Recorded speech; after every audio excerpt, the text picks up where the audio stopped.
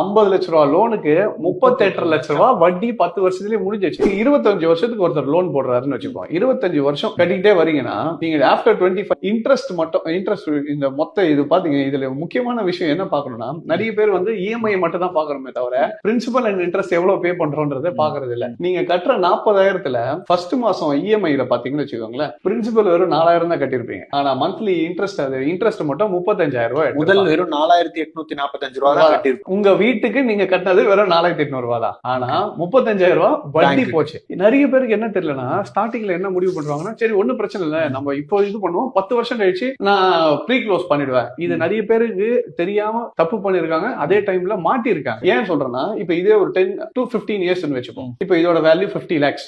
இங்க இருந்து ஒரு 40 lakhsக்கு 50 lakhsல இருந்து 40 lakhsக்கு வர்றதுக்கே உங்களுக்கு எத்தனை மாசம்? 127 மாசம். 120ன்னு வச்சுப்போம். 10 வருஷம்